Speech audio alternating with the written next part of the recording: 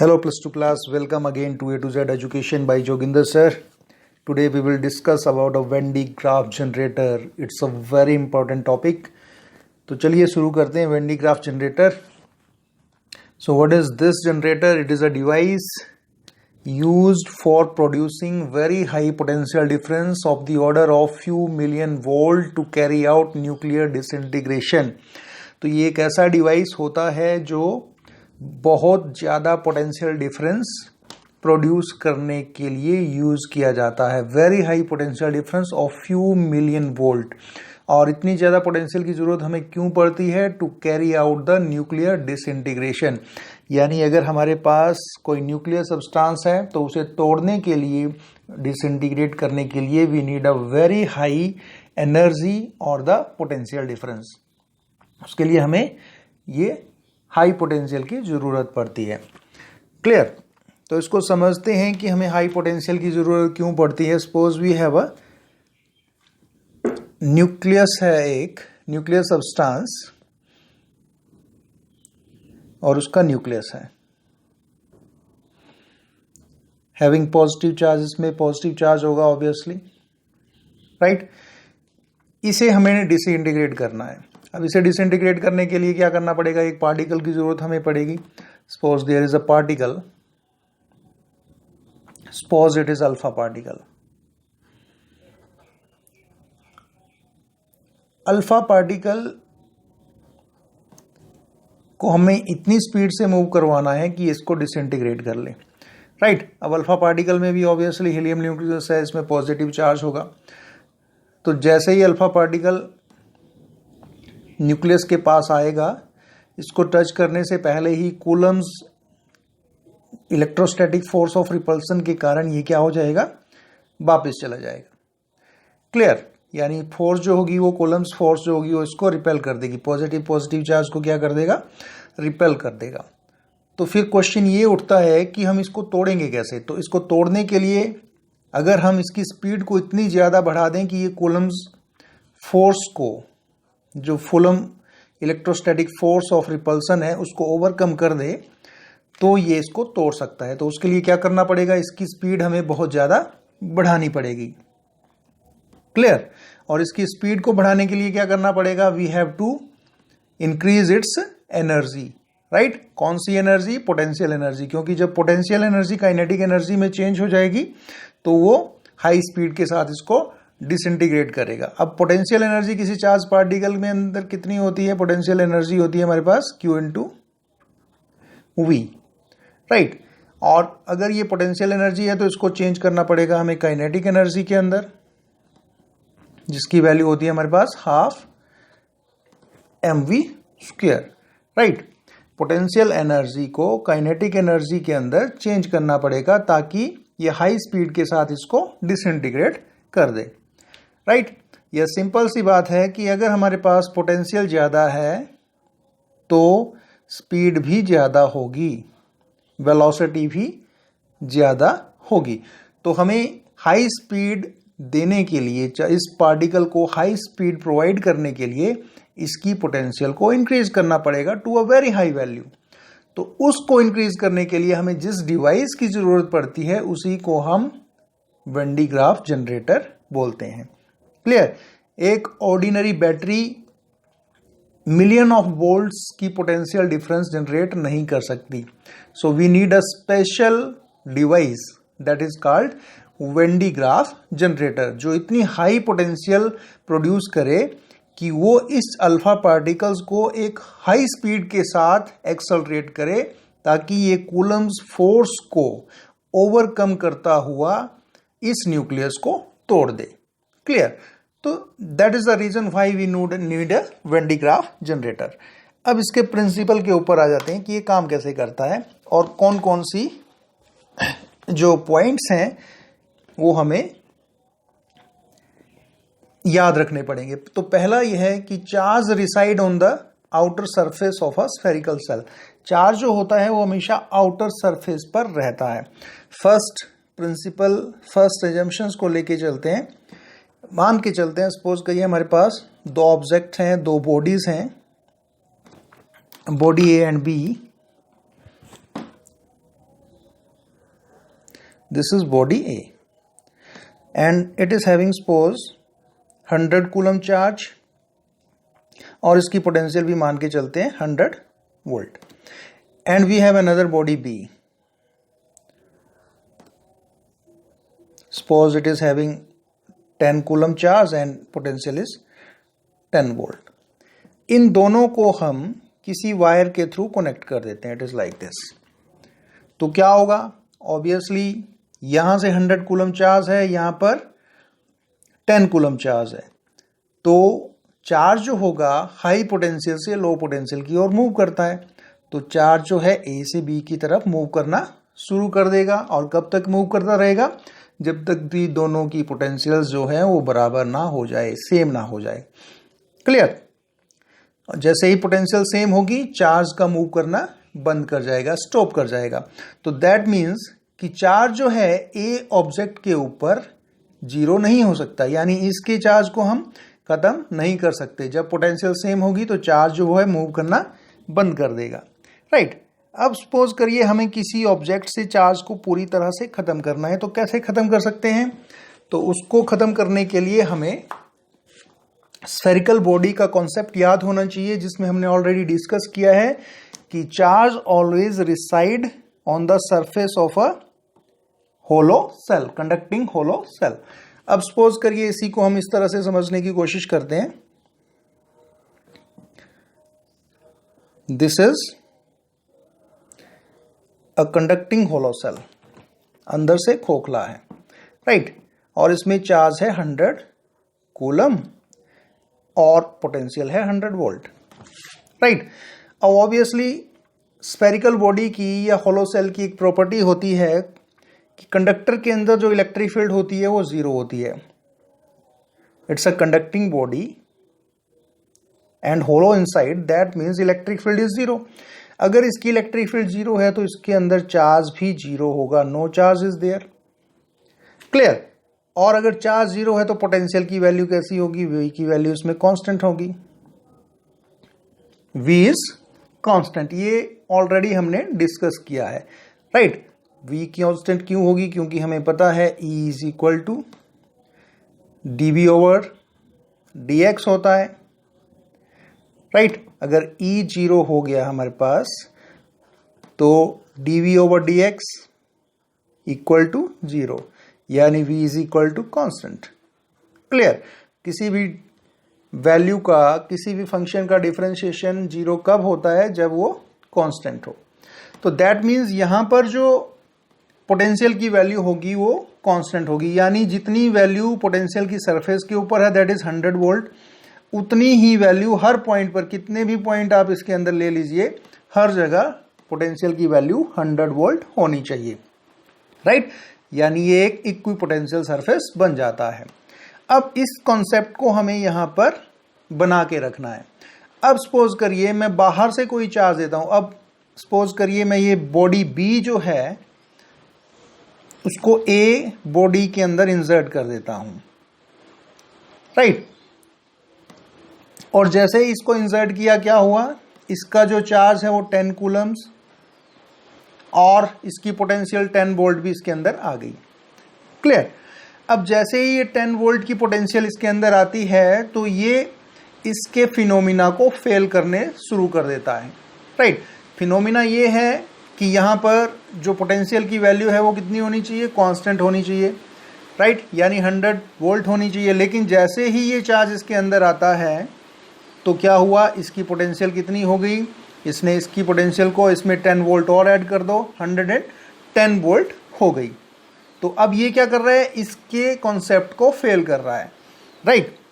जबकि हमारे पास प्रोसेस है कि इसके अंदर जो पोटेंशियल की वैल्यू होगी वो कांस्टेंट ही होगी, राइट। तो ये इस रूल को ओबे करने के लिए क्या करता है? अपने चार्ज को एक्यूमुलेट नहीं करता, अपनी पोटेंशियल को एक्यूमुलेट नहीं करता, और क्या करेगा? इस चार्ज को आउटर सरफेस में सेंड कर देता है। यानी जो 10 कूलम का चार्ज है वो कहाँ कर देगा? इसको सेंड आउटर सरफेस में सेंड कर देगा। और ये कंडीशन भी है कि both should be connected to each other, ये दोनों एक दूसरे से कनेक्टेड है थ्रू अ वायर, राइट। अब जितना मर्जी इसको चार्ज आप देते जाएं, ये अपने चार्ज को अकोमुलेट नहीं करेगा, वो सारा का सारा चार्ज कहाँ सेंड कर देगा, आउटर सरफेस पे सेंड कर देगा, so that the potential inside the hollow shell remain constant. अगर ये चार्ज को अकोमुलेट करता है तो इसकी पोटेंशियल यहाँ पर बढ़ना शुरू हो जाती है, और अगर ये पोटेंशियल बढ़ती है तो ये इस रूल को, लॉ ऑफ इक्विपोटेंशियल सरफेस को डिसओबे कर देता है, राइट, जो पॉसिबल नहीं है। तो इसको पॉसिबल करने के लिए क्या करना पड़ेगा, इसको पॉसिबल करने के लिए ये करना पड़ेगा कि ये अपने पास कोई भी चार्ज अकोमुलेट ना करे, यानी इसके अंदर जो चार्ज होना चाहिए इट शुड बी 0, और जो एक्स्ट्रा चार्ज, जितना भी चार्ज इसको देंगे वो कहाँ चला जाएगा, आउटर सरफेस पे चला जाएगा। तो that is the reason why charge reside on the outer surface of the spherical shell. तो चार्ज हमेशा outer surface of the spherical shell पे ही रिसाइड करेगा, अंदर नहीं रह सकता। क्यों? क्योंकि अंदर की पोटेंशियल को हमें कांस्टेंट रखना है, और कांस्टेंट पोटेंशियल तभी रहेगी जब अंदर चार्ज 0 होगा। तो जितना मर्जी चार्ज आप अंदर दे दीजिए बॉडी को, वो सारा का सारा चार्ज कहाँ चला जाएगा, आउटर सरफेस पे चला जाएगा। Clear? That is first principle. अब सेकंड कॉन्सेप्ट क्या है कि sharp point surfaces have large charge distribution. जो शार्प पॉइंट होते हैं उनमें चार्ज डिस्ट्रीब्यूशन ज्यादा होता है। तो इसके लिए भी हमने स्टार्टिंग में प्रॉपर्टी पढ़ी हुई है इसी चैप्टर में कि different surfaces have different charge distribution, right. अब इसमें हमारे पास जो कॉन्सेप्ट आता है वो चार्ज डेंसिटी का आता है। हमें पता है sigma charge density, surface charge density होता है charge per unit area. Clear? Sigma is equal to Q upon A. तो सीधा सा मतलब है कि charge is inversely proportional to area, यानी अगर एरिया कम होगा तो चार्ज डेंसिटी क्या होगी, ज्यादा होगी। तो इसी कॉन्सेप्ट को हम कोरोना डिस्चार्ज कॉन्सेप्ट भी बोलते हैं। जैसे मान लीजिए हमारे पास अगर इस तरह से एक स्फेरिकल बॉडी है and it is pointed, right, और इसमें अगर हम चार्ज की वैल्यू देते हैं तो मैक्सिमम चार्ज कहां पर एकमुलेट होगा, जो शार्प एंड होंगे, जहां पर एरिया सबसे कम होगा वहां पर सबसे ज्यादा चार्ज एकमुलेट होगा, because area is inversely proportional to the surface charge density, या surface charge density is inversely proportional to area. तो एरिया कम होगा तो वहां पर चार्ज डेंसिटी क्या होगी, सबसे ज्यादा होगी। तो ये सेकंड कॉन्सेप्ट है, राइट। तो ये दोनों कॉन्सेप्ट हमारे वेन डी ग्राफ जनरेटर में यूज होंगे। Why? So that a large energy can be provided to the particle to carry out nuclear disintegration. अब चलिए इसकी कंस्ट्रक्शन के ऊपर आते हैं कि वेन डी ग्राफ जनरेटर क्या है। So when de Graaff generator में क्या होता है, इट्स अ डायग्राम। इसमें एक होलो सेल होता है, इट्स अ होलो सेल। जो एस सरफेस दिया जा रहा है ये होलो सेल है, एक कटोरी नुमा एक कंडक्टिंग बॉडी है, जिसको हमने दो इंसुलेटेड स्टैंड्स के ऊपर, ये पिलर्स हैं दोनों कॉलम्स, इसके ऊपर रखा हुआ है। It is insulated, right.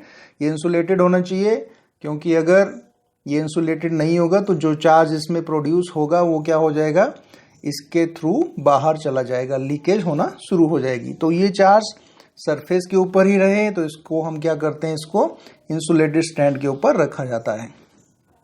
Clear?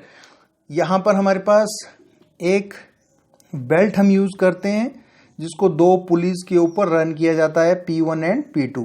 ये दोनों पुलीज रन करती हैं with the help of electric motor, और इसके ऊपर एक इंसुलेटेड बेल्ट चढ़ी हुई है, राइट। It is insulated. यहां पर हम दो कॉम्स लेके चलते हैं, C1 और C2। C1 कॉम जो है it is connected to a battery, जैसे आप देख रहे हो यहाँ पर इसको पॉजिटिव के साथ कनेक्ट किया हुआ है। इसको हम स्प्रे कॉम बोलते हैं। C1 is called spray com and C2 is called collecting com, right. अब यहाँ पर देखिए, यहाँ पर शार्प एंड है। शार्प एंड इसलिए बनाए गए हैं क्योंकि कोरोना डिस्चार्ज फिनोमिना यहाँ पर हमने लगाना है, राइट, ताकि यहाँ पर जो चार्ज डेंसिटी हो वो सबसे ज़्यादा हो। ऑब्वियसली अब यहाँ पर हमने पॉजिटिव चार्ज, पॉजिटिव प्लेट को कॉम C1 के साथ कनेक्ट किया है, तो यहाँ पर कौन सा चार्ज डेवलप हो जाएगा, पॉजिटिव चार्ज डेवलप हो जाएगा। अब ये पॉजिटिव क्या करेगा, बेल्ट के जितने भी नेगेटिव हैं उनको क्या कर देगा, न्यूट्रलाइज कर देगा, या यूं समझ लीजिए कि नेगेटिव चार्जेस को अट्रैक्ट कर लेगा। तो यहाँ पर क्या चार्ज डेवलप हो जाएगा, पॉजिटिव चार्ज डेवलप हो जाएगा बेल्ट के ऊपर। अब बेल्ट जो है मोटर की हेल्प से मूव कर रही है, it is continuously moving in upward direction with the help of A motor.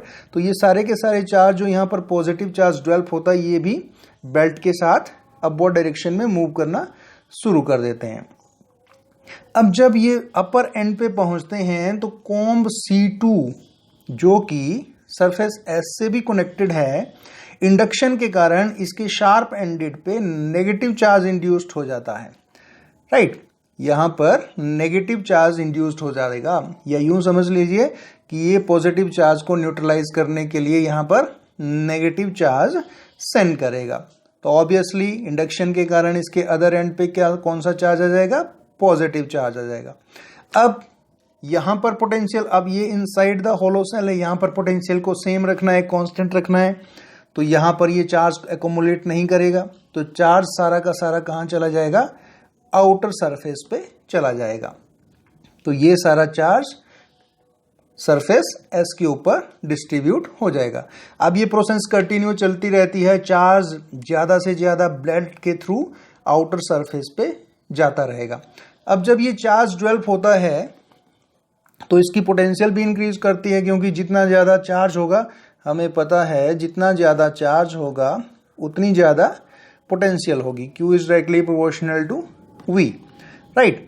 अब धीरे धीरे ये पोटेंशियल बहुत ज्यादा हो जाती है, it becomes millions of volt, बहुत ज्यादा पोटेंशियल हो जाएगी, राइट। और जब इतनी पोटेंशियल हो जाती है तो एयर पार्टिकल्स के साथ इसकी आयोनाइजेशन होना शुरू हो जाती है। आयोनाइजेशन का मतलब होता है कि चार्ज की लीकेज होना शुरू हो जाएगी, राइट। जो एयर पार्टिकल्स हैं उससे ये पॉजिटिव चार्ज लीक आउट होना शुरू कर देंगे, आयोनाइजेशन होना शुरू हो जाएगी।